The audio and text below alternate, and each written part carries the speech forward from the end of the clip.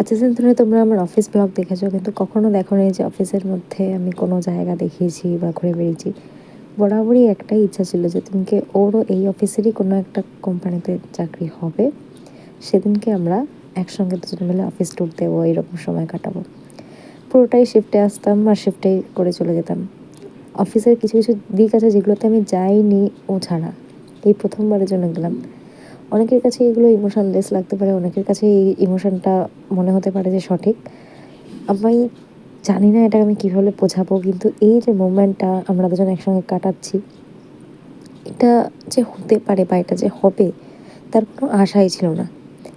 কেন কি প্রথম থেকে আমরা যে আলাদা কোম্পানিতে কাজ করি, তখন আমরা বাইরে অফিসের বাইরে দেখা করতাম। তারপরে যখন আমরা দুজনেই এই অফিস ক্যাম্পাসের মধ্যেকার অফিস হওয়ার কথা, তখন থেকে লং ডিস্টেন্সশিপ হয়ে গেল।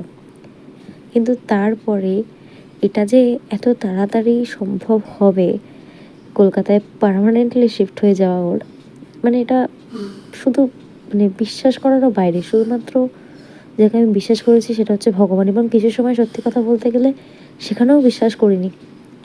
ভেবেছি যে কেন এটা হলো, কিন্তু আর কোনোদিনও এটা ভাবতে পারবো না যে ভগবানের উপর বিশ্বাস করবো না কোনো কিছুতে।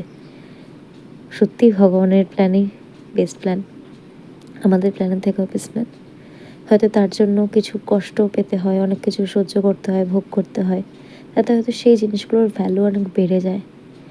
এই মুভমেন্টটা বরাবরই এরকম মুভমেন্ট হয়ে থাকতো, কিন্তু যেভাবে এই মুভমেন্টটা মুভমেন্ট হলো, আজীবন মনে রেখে যাবো। এই প্রত্যেকটা দিন ওর সঙ্গে দেখা করা, প্রত্যেকটা মুভমেন্ট সারাটা জীবনের জন্য স্পেশাল। অফিস লাইফের আমার বেস্ট মুভমেন্ট, যেগুলো আমি এখন ওর সঙ্গে কাটাচ্ছি। আজকে এই দিনটাকে জাস্ট চোখের সামনে দেখেছি শুধু স্বপ্ন হিসেবে।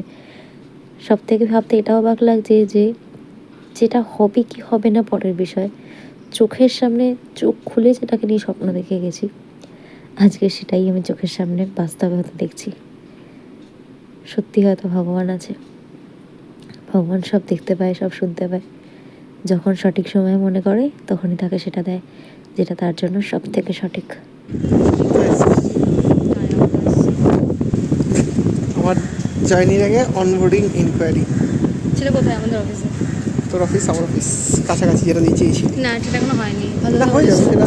এই বিষয়ে আদৌ মনে হয় আসবে নাকি আমি জানি না। যদি সত্যি কোনোদিনও আসবে না, যদি করবো না।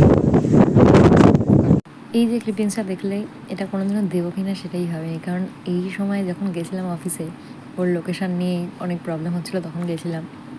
লাস্ট মোমেন্টে যখন জানলাম যে